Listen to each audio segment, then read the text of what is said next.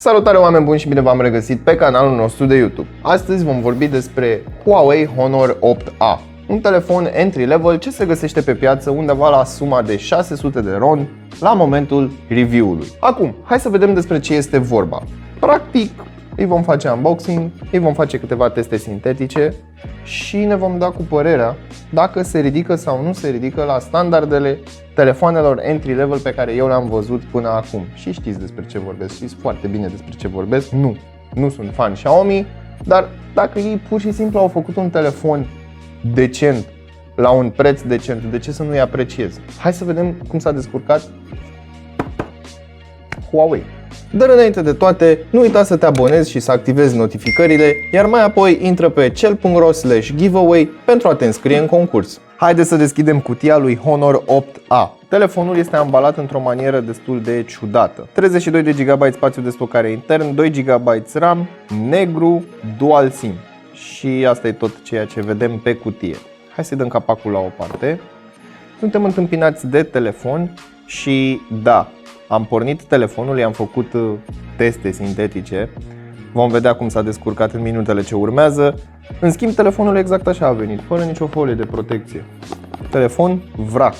Hai să lăsăm telefonul deoparte momentan. Aici avem un plic, aer chinezesc, cheița pentru SIM, un manual de utilizare pe care nu o să-l citească nimeni niciodată, warranty card. Mai departe, în cutie găsim un adaptor de priză care are 5V 1A, un cablu. Bune, suntem în 2019 Huawei, avem micro USB și hăști. Acum, hai să ne uităm asupra telefonului. Vine din fabrică cu o folie de plastic preaplicată. Aici, în stânga, avem sertarul pentru SIM-uri. Ia să vedem dacă este hibrid. Nu este hibrid, măcar atât. Mă bucură să văd acest lucru. Camera de selfie într-un U-shape notch. Grila difuzorului pentru apeluri. La baza telefonului avem grila difuzorului și grila microfonului, care sunt simetrice. Mufa micro USB. Și am spus-o așa pentru că mă așteptam să aibă USB tip C. Gaura pentru microfonul secundar și mufa jack. Butonul de power, butoanele de volum și cam atât.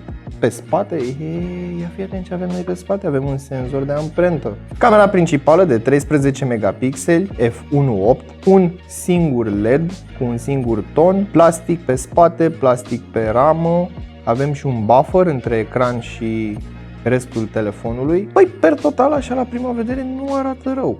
Îți dă senzația de plastic, nu este un plastic ieftin, nu îți dă senzația că este găsit în punga de pufuleți. Trebuie să le dau credit pentru design.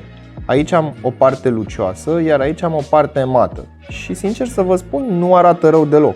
Nu arată rău deloc, aș vrea să văd chiar și telefoane high-end sau mid-range cu acest design. Poate aici să fie sticlă, aici să fie frosted glass, să aibă acel finisaj, până și designul camerei.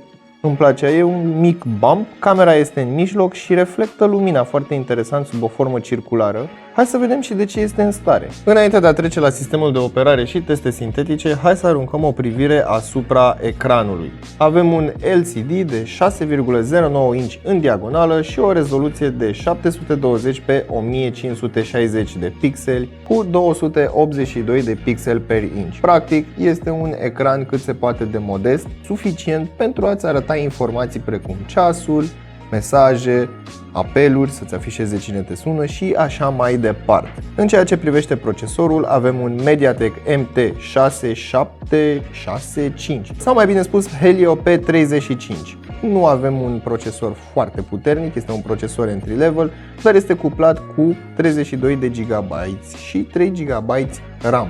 Hai să vedem cum s-a descurcat în testele sintetice și după aia vorbim puțin și de interfață. În AnTuTu Benchmark am scos 95.000 de puncte, 594 și dacă sunteți curioși, aveți aici afișate și celelalte scoruri, iar Geekbench nu a funcționat. De ce nu a funcționat? Pentru că dacă intru pe Play Store și dau un search, nu mi-l afișează. Ia fiți atenți. Geekbench, AnTuTu 3D Mark, CPU-Z și așa mai departe. În ceea ce privește sistemul de operare, avem Android 9, Hai să mergem în About. Android 9 cu Emotion UI 9.1.0.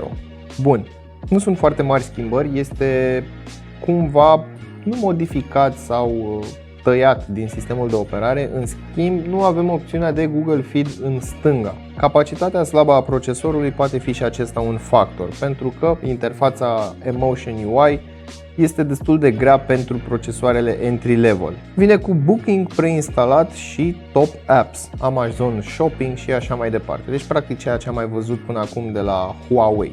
Și Facebook, vine cu Facebook preinstalat. Hai să curățăm totul din aplicații recente și să vedem cum se mișcă atunci când vrei să faci ceva basic pe acest telefon. Cum ar fi să dai un apel. Bla bla bla bla bla bla, o să sun, bineînțeles nu am SIM în el și nu o să mă lase. Home, vreau să scriu un mesaj. Ia fi atent, nu avem aplicație proprietară de mesaje, avem o aplicație de la Google, aplicația standardă de la Google și bineînțeles cuplată cu SwiftKey. Ok, dau back, vreau să dau din nou un apel, rămâne deschisă în background. Hai să vedem altceva, să vedem o notiță. Am deschis notepad-ul, scriem ceva la întâmplare. Ok, enter, bla bla bla bla, bla bla bla bla. Dăm ok, dăm back. Bineînțeles, dacă vei instala aplicația Facebook, nu Facebook Lite, o să îngenunchezi telefonul. O să-l îngenunchezi pentru că am văzut procesoare și din seria Snapdragon 600 care atunci când dau Instagram, Facebook, Messenger, WhatsApp, o grămadă de alte aplicații în background, cumva scârție. Nu avem Wi-Fi 5 GHz, avem doar BGN și Bluetooth 4.2. Deci nu-ți imagina că o să fie foarte rapid. În momentul în care am văzut un senzor de amprentă pe spate, mă așteptam să găsim și NFC. Însă nu este cazul, nu avem NFC pe acest telefon. Mi-ar fi plăcut să văd un telefon entry-level cu NFC. Cam așa se aude telefonul.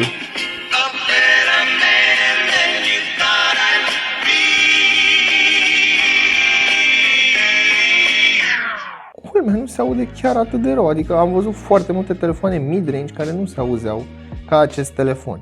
Deci dacă ai nevoie de ceva ieftin pe care să-l pui în bucătărie și să asculți radio, de ce nu? Pentru că acest telefon are și radio. Sunt curios dacă funcționează fără căști. Funcționează chiar pe mai multe frecvențe fără căști, nu mă așteptam la acest lucru. În ceea ce privesc funcțiile de bază, acest telefon le îndeplinește fără absolut nicio problemă. Scepticismul meu a fost infirmat. Hai să vorbim puțin și despre cameră. Mai întâi, aplicația camerei este cea standard cu care ați fost obișnuiți până acum, în cazul în care v-ați mai uitat la review-uri cu Huawei sau ați avut în posesie un telefon Huawei. În partea de jos avem controalele, puțin mai sus acea bandă cu moduri și cred că avem și modul Pro. Uite cât de mult îmi place acest lucru. Samsung, te rog frumos, învață de la Huawei, de la Xiaomi și de la alți oameni. Băi, iubesc chestia asta. De ce? Iubesc. Lasă-mă să am control asupra camerei în 2019, pentru că nu este mare chestie. Camera de selfie este de 8 megapixeli f2.0 și cea de pe spate, cum am menționat mai devreme, este de 13 megapixeli f1.8. După ce am petrecut puțin timp cu acest telefon și voi l-ați petrecut odată cu mine, nu e chiar atât de rău. Nu este chiar atât de rău. Am avut o concepție greșită, am avut o prejudecată despre acest telefon, dar nu este chiar atât de rău. Dezavantajul este lipsa Wi-Fi-ului AC. Era mai rapid. Așa vei sta să descarci chestii pe Wi-Fi destul de greu. Uite, îți recomand un browser. Îl recomand și pentru cei care au un telefon mai puternic, dar pur și simplu vor un browser light. Via Browser. Îl găsiți pe Play Store, este gratis, plus Firefox. Îmi place foarte mult Firefox pentru că am opțiunea de add-on-uri și sunt exact aceleași add-on-uri ca și pe desktop. Nu am lag atât de mare ca în Chrome. Modelele trecute entry-level de la Huawei nu au fost extraordinare, dar până acum sunt mulțumit și îmi place. Hai să vorbim puțin despre calitatea pozelor, care nu e chiar atât de rea. Pentru un telefon entry-level reușește să scoate un nivel de detaliu semi-decent, hai să nu-i spun decent. Doar că are un singur dezavantaj. Shutter speed-ul este foarte mic, are și lag interfața și în momentul în care să spunem că ai vrea să faci o fotografie la o vrabie sau ceva care stă acolo doar câteva secunde, până scoți telefonul, până încadrezi, până apeși pe buton să faci fotografia, vrabia a plecat și subiectul s-a dus. Mai departe, hai să vorbim despre baterie. Capacitatea acesteia este de 3020 de mAh și ar trebui să te țină lejer o zi întreagă, având în vedere că nu vei putea rula aplicații atât de intens pe acest telefon, așadar o zi întreagă de muzică, ceva YouTube, rețele de socializare light și cu asta basta. Un singur lucru mai am de testat, căștile. Adică, dacă tot mi le-au pus în pachet, hai să vedem cum se aud.